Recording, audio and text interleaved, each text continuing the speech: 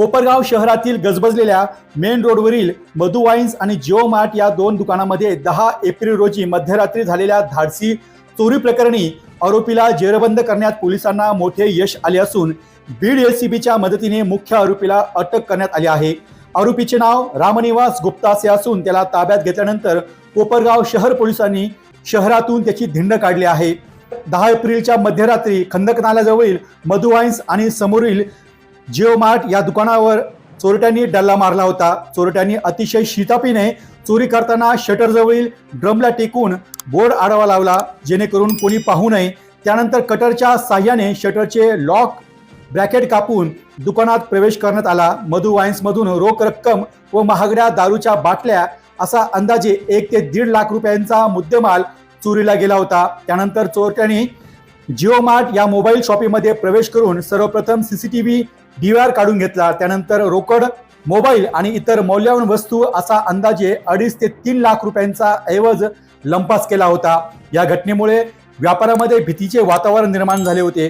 मुख्य रस्त्यावरील दुकानेच सुरक्षित नसतील तर व्यापार कसा करायचा असा संतप्त सवाल व्यापाऱ्यांनी उपस्थित केला होता।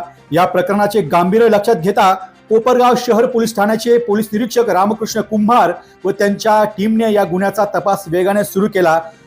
दरम्यान माहिती मिळाली होती की बीड एलसीबीने सदरचा आरोपी अटक केला होता। दरम्यान दुकानातील सीसीटीव्ही फुटेज आणि तांत्रिक तपासाच्या आधारे कोपरगाव शहर पोलिसांनी बीड एलसीबीच्या मदतीने आरोपी रामनिवास मंजू गुप्ता राहणार कल्याण याला शिताफीने अटक केली। चौकशी दरम्यान आरोपीने गुन्ह्याची कबुली दिल्याची माहिती पोलिसांनी दिली आहे। त्यानंतर पोलिसांनी आरोपीची कोपरगाव शहरातून धिंड काढत गुन्हेगारांमध्ये दहशत निर्माण करण्याचा प्रयत्न केला। या प्रकरणाचा पुढील तपास कोपरगाव शहर पोलीस ठाण्याचे पोलीस निरीक्षक रामकृष्ण कुंभार यांच्या मार्गदर्शनाखाली पोलीस उपनिरीक्षक दीपक रोटे हे करत आहे।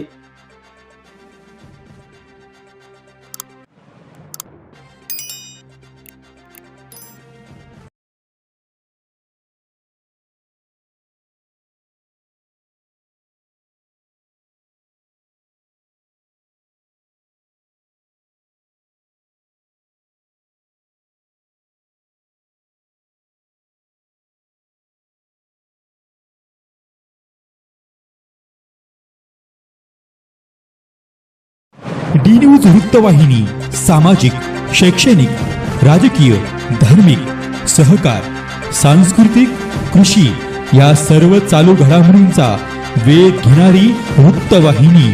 डी न्यूज वृत्तवाहिनी, वेध वर्तमानाचा।